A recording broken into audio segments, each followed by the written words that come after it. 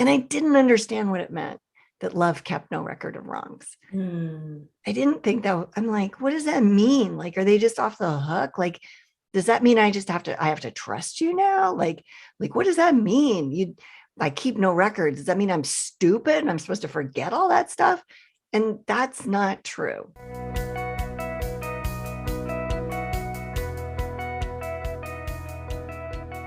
Welcome to What to Say and How to Say It. Today we are talking about love keeps no records of wrongs. And yesterday, or our last podcast, we talked about love is not easily angered. So these kind of go together. But I hope you guys have been enjoying our love series. Love is so important in communication, and we're often not thinking about how to love well, especially when conflict happens. So let's get into what it means to not keep a record of wrongs. So, Nina, I know that you're probably perfect at this. You don't know me at all, then. That's hilarious. I'm hoping that was sarcasm. But I'm definitely guilty of getting historical and sometimes hysterical even in my communication. So when you think about love keeps no records of wrongs, what comes to mind for you?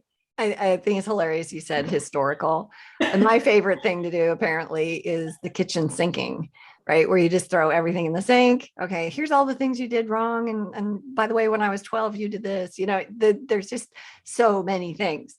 And we dredge up all of that. I do the same thing. I'm better than I used to be. Like I've got to be really traumatized hitting on some kind of trigger that's serious. But I used to do that all the time. And I didn't understand what it meant that love kept no record of wrongs. Hmm. I didn't think that. I'm like, what does that mean? Like, are they just off the hook? Like, does that mean I have to trust you now? Like, what does that mean? I keep no records. Does that mean I'm stupid and I'm supposed to forget all that stuff? And that's not true.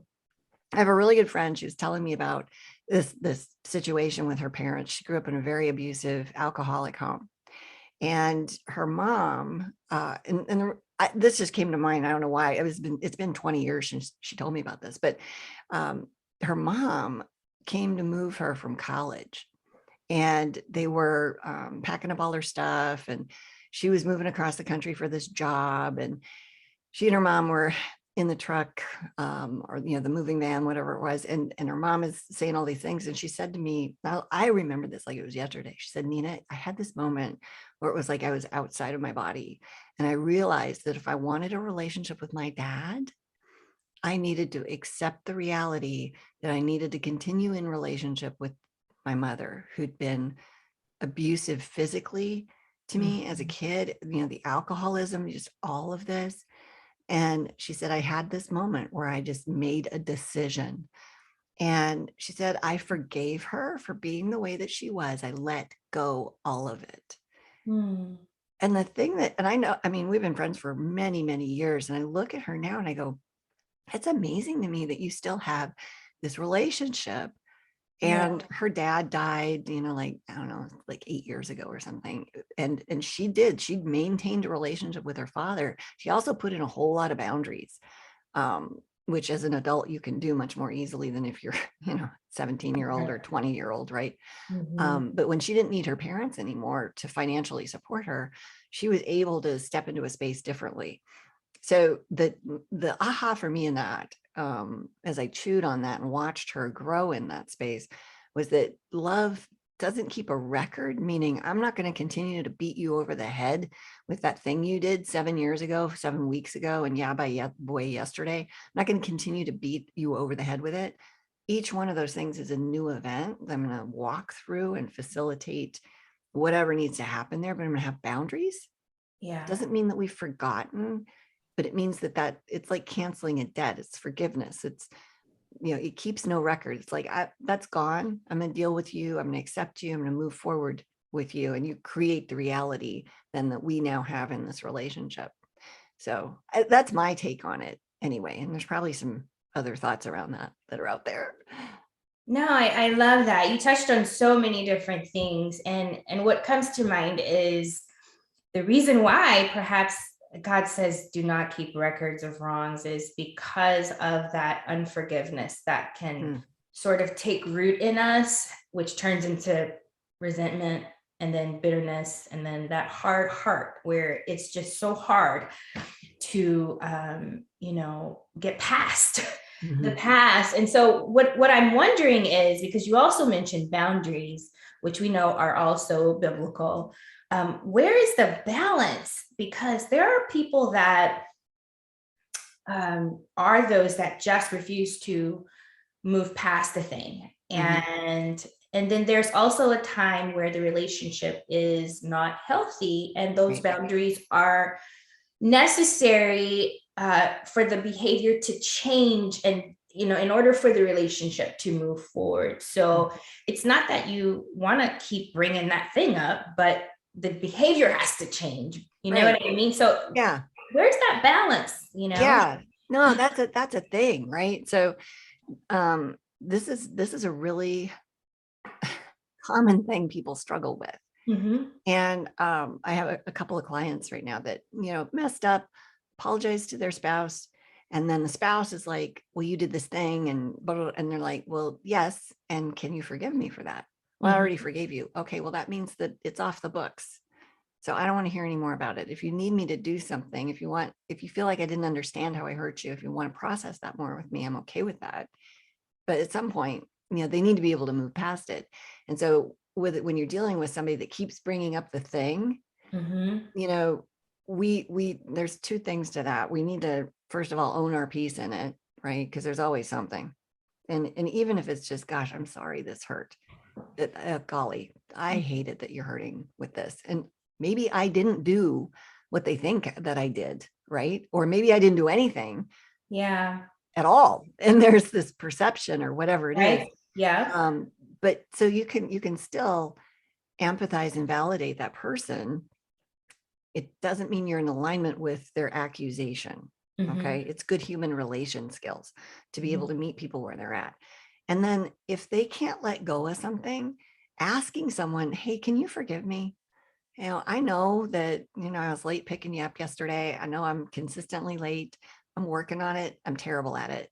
And yeah, I know you're angry still around that. Can you forgive me? Mm-hmm. And asking for that then helps people facilitate forgiveness for somebody else, because that's who that's for, right? But when they keep coming back to you with it, the what to say element is, we've talked about this. I'm trying to do better. I have been doing better. Seems like there's something in the way of you forgiving me. Do you want to talk about that? And being willing to go there. And if they can't come up with what that is, or they just want to punish you, because there's that, right? People think Yeah. that it Yeah. makes it better if I just continue to complain at you about your behavior. No, matter of fact, that's not even biblical. So when they do that, you can listen, you can say, yeah, that sounds like it was really hard. My understanding is you've forgiven me about that. So I want to move past it. I don't want to hear about it anymore. I'm not doing that anymore. It's not right for you to continue to accuse me of this. You're right, I did it in the past, but that's not who I am today. And I've changed my behavior. And like you said, changing your behavior, you've got to see that from other Right. people. You can believe the best about somebody Mm-hmm. and also not be naive. Those are two different things. Really? Yes. Is it possible? Yes, it really is. No, Yeah. I'm kidding, but I think sometimes that is difficult. That's a balance as well. Mhm. It's that, I'm going to try again. Let's try again, but fool me once. Hey, shame Yeah. on you. Fool me twice.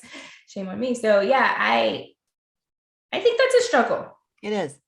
It is. I have somebody I'm working with, and I actually have two people. One's on the completely other side of this domestic violence situation. Mm, And this is not, I'm not a doctor. I don't play one on TV.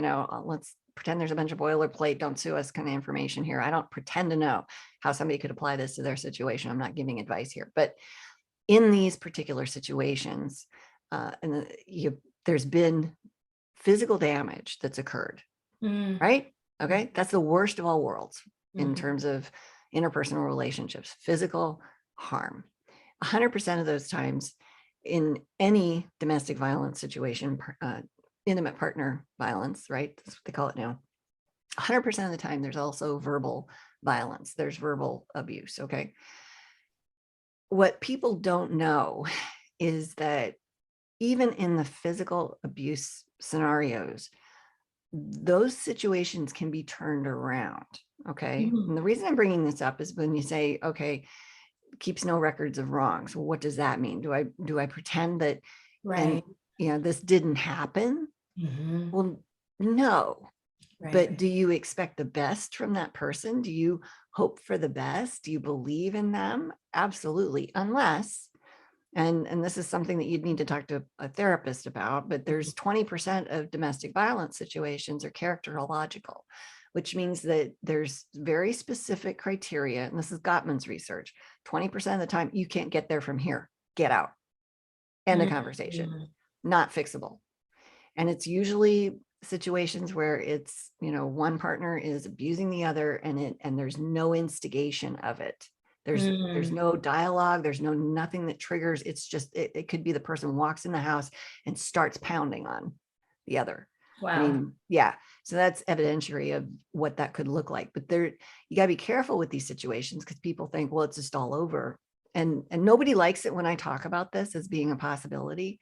But I have seen firsthand people that can say, okay, I'm going to forgive you, which means I'm not going to wander around holding on to this resentment for this thing you did. And sometimes that's come with, hey, I need you to apologize for what you did because I don't want to be around you until there's some repair here.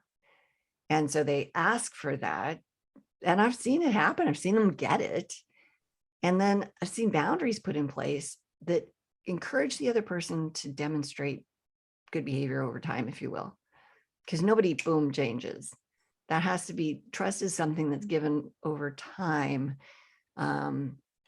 evidentiary before you step into the privileges that come with relationship. So it's not being naive. Okay, I forgave you. You're all better now. No, that forgiveness thing, that's about me. And so when I'm choosing to navigate this, I have to be wise, in how I do it. But it also doesn't mean that I get to beat that person over the head with the thing that they did. Yeah. If I've forgiven them, I've let go of it. Now, if they do it again, okay, we have a new thing. Yeah. This is this, and we need to back up and re-examine, how did this happen? What's underneath it? What boundaries, need to be in place? Or where did I get loose on my boundaries to allow this to occur in the first place? And if none of that's there still needs to be some sort of outcome, because people can't, if we don't have a response, then people think this is how it's okay to behave. And it's, you create your relationships by what you allow in and out of them, and by what you say, the words you use, the behaviors you allow, the behaviors you put into them. That's how it's created. So little tangenty there, sorry. No, that's so good. There are situations where, there's obvious behavior that needs to change, and it needs to be clear to both parties what's happened, and because it's harmful, right? And so it has to be brought up. I guess one of the things that I often run into is when there is not as clear of damage or tangible damage, like what you just explained, and when there's just a perception of wrong that's happening, which I think is probably majority of the case. Oh man, with communication, where we feel wronged and the other person feels wrong, and it's all based on the stories we're telling ourselves, kind of thing. That's been like a lot of my experience. Is it wise to kind of toss it aside and then say, well, it's not clear, there's nothing tangible here, because we both just, are on different sides of the street, and you see green and I see purple, and so we just need to just completely throw out what we're seeing, or Well, do we then say, well, come over here and look on my side of the street and you'll see what I see, kind of thing, you know? yeah, yeah. Oh, that's rich right there, man. Because how many times does that happen? Like all the time. All the time. Yeah, Yeah. and the more we read about data around memory, the more I go, wow, I think I know stuff that happened. That probably isn't true. Right. You know, Yeah. yeah, we remember things wrong. Our filters change our memories. I mean, I don't trust myself like hardly at all anymore. I even when I'm going to tell a story to a live audience or something, I'll call one of my kids and be like, "So I think this is how this happened. You're much younger than I am. You Right. remember about that, you know?" Because I Yeah. can't remember things. But to your point, there's a time when you let go of it. Like there's some really stupid, like foolish arguments, right? No, it Right. was a blue card. No, it was a red card. No, it was Yeah. Tuesday. No, it was Wednesday. It was after lunch on Wednesday. I That's remember it was 1:35. I looked at my watch, like, shut up. Who cares? That's right. a foolish argument. Yes. Yeah. But to your point, there's this opportunity in the things that actually matter. So we have to, first of all, know what matters. Am I so prideful that I have to be right about what stupid time it was that something happened if it doesn't matter? Mm-hmm, mm-hmm, mm-hmm. Do I need to be right about who cares? Let people be wrong about what day of the week it was, what color shirt it was, whether it was Aunt Myrna or Brother Bob, who knows, right? Mm-hmm, Doesn't matter. There's so much that doesn't matter. So mm-hmm. there's that piece. Then the other piece of it is if it matters, then what do you do with that? Well, you seek first to understand. Okay. You take the high road as a human, you tap into the Holy Spirit within you, and hopefully that would just be who you are, right? Sorry, it's only Jesus. I say that and I'm like, yeah, that's the goal, but none of us are there.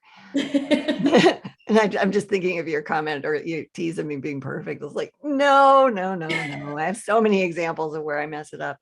But the tapping in of how does the Holy Spirit see this? I don't think the Holy Spirit cares so much about what's right in terms of accuracy, but Mm-hmm. more so the connection that's occurring.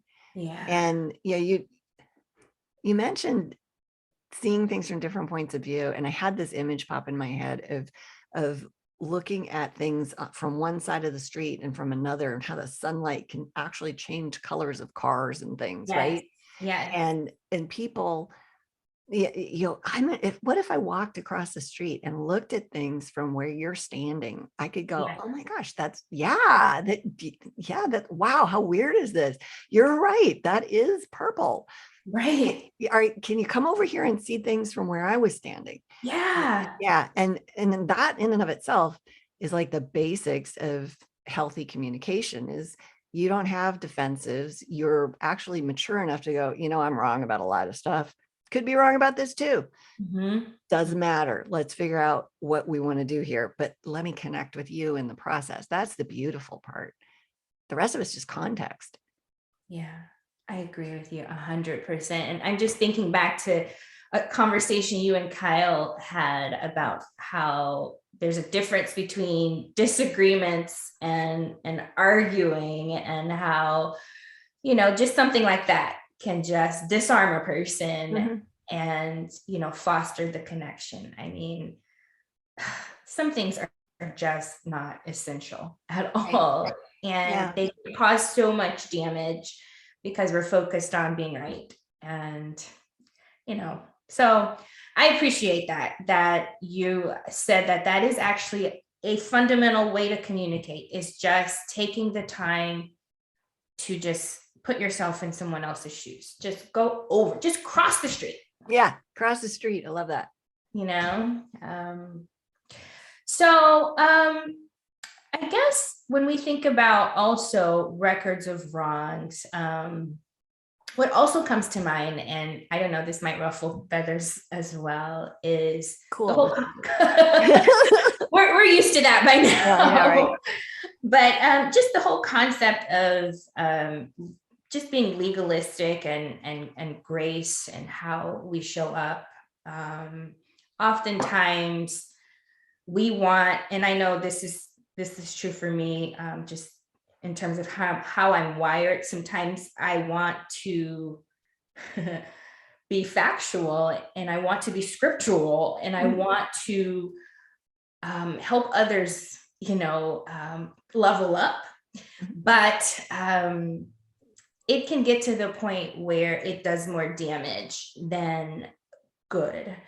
And I think that's why grace has to be woven into that as well. And how, when we do give those facts and those scriptures and those truths, like we always talk about, there Mhm. has to be a coating of grace and a coating Mhm. of love. Um, do you have any examples or stories of how, something that is typically, um, a hard fact or a hard truth, um, can be spoken in love or with grace or with kindness that makes the conversation a little bit more palatable? I don't know why this is a theme today, but a number of years ago, I was sitting across a coffee shop table looking at this guy, and I was meeting with him before he met with his wife. He'd Mm, been in jail for 3 months. oof. Yeah, because he punched her in the face, Mm, and she did the right thing. She called the police. Um, so we're sitting there, and he says, um, I feel like I've been so misperceived. And I said, yeah, tell me more about that. And he starts to cry, and he's saying, I love my wife. I just got pushed too far, mm. and nobody sees what this has been like for me. I've spent 3 months in jail. I've spent all this time taking these horrible anger management classes that are so demeaning. And I'm with these thugs that, I mean, it's not like that's who I am. I'm not that person. Mhm. And I've been surrounded with that for whatever. And it's humiliating. And my heart just hurt for him. Mhm. Mhm. And I said, you know what? Of course this is hard and awful, and you didn't mean to hurt her. And he said, no, I didn't. And it was out of line, and I shouldn't have done it. Mm, And it was the only time that he's done that. Not that I'm excusing it mhm. um, at all, but there's a lot of people listening to this Right. that right now are angry that I would listen to somebody like that in the Mhm. way that I did. Mhm. And here's why. Somebody needed to meet him in his pain, no matter how the world wants to label his pain as right, wrong, whatever. And yeah, what he did was wrong. What was also true is that he was hurting. And I've been at this stuff a while, so I knew that if I didn't help him feel understood, that I could do all the communication coaching with the two of them and help of putting their marriage back together that I wanted to. But if he had harboring resentment because nobody understood him, that was going to come out sideways somewhere. And heaven forbid that it would come out against her. Love shows up and listens. And in that moment, and by the way, these are people I'd known for a while, right? And I Mm, care very much for the wife. I mean, I loved both of them deeply. And it wasn't, and this is a piece that people don't understand either. It's not diminishing the care and love that I have for her right. to love him, Right. right? Yeah. That those are two separate things. And Mm, people don't get that. And so in that moment, I was able to listen well, and thank God for that. I believe that's the Holy Spirit, because my initial reaction was fury when I initially heard about it. mhm. But you know it could have been reversed, and actually had been years before that. It wasn't our first rodeo with this this Mm. particular couple. I'd worked with them before, but the the outcome of this is that, this is probably a decade now later, they're still married, and there's been zero physical altercations. Wow. Yeah. And, is that a success? I don't know. I don't know the intimate details of where they're at now, but to know that something like that train could be stopped, Yeah. and I don't think it has. I think as painful and horrible as this was for him, I think she did the right thing in calling the police. And the other thing, and while I'm on this, I just want to, nobody likes it when I do this, but people need to understand that there's a double standard. Women actually physically abuse men as Mhm. well. Mhm. Okay. And men of high character will not do anything with that. They won't hit back, Mhm. right? Or they'll Mhm. hold, to stop more of it. Right. Regardless, it should exist zero, Correct. none on Absolutely. either side of the equation. Yeah, but it happens on both sides. And people don't know that. So, to women that are listening, don't ever hit anybody. Don't Right. do that. Mhm. Just because you're small and can't really injure, don't do it. Mhm. Okay. Bad form, ladies, bad form. And men, you're a good man if you don't hit back. But, if she's doing that, then you need some boundaries, right? Yeah. And then on top of that, you're big. You shouldn't hit her either, like at Mhm. all. Not a thing. Right. Or your kids. Careful. Come on. So, anyway, I'll get off my little soapbox with that. But when you Yeah. talk about keeping a list of wrongs, that I don't know why this keeps coming to mind today, but there you go. No, that was a great example. And I love that you touched on the fact that there can be two separate things going on at the same time, Yeah. and both people need to be validated and loved Mm-hmm. in separate ways. Yep. And I think it's doubly hard to keep no records of wrongs when there's two people hurting, Yeah. because all we see is the offense Mm-hmm. that's happened to us, and we don't see what we've done. Right. And sometimes it takes a third party or somebody outside looking in to say, but okay, there's two people hurting here, and there's two things that have happened. There's two offenses or stories or whatever the case may be. So I think that's important, because we can be blinded very Right. easily and justify what we're doing Mm-hmm. when we're just as guilty. Oh, yeah, absolutely. Mhm. And, one of the things that I'd say to parents, because, a lot of times all this stuff happens in your house and you get the he said, she said, and she did this, and then I did, and so I Yeah, punched him in the face, yeah, whatever yeah, happens. yeah.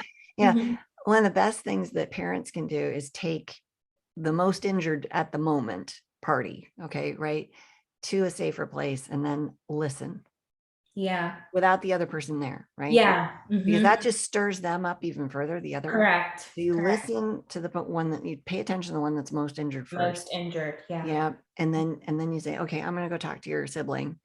And then you take that person somewhere else because they don't have the maturity to know that because I'm listening, that doesn't mean I'm in agreement or supporting what they did.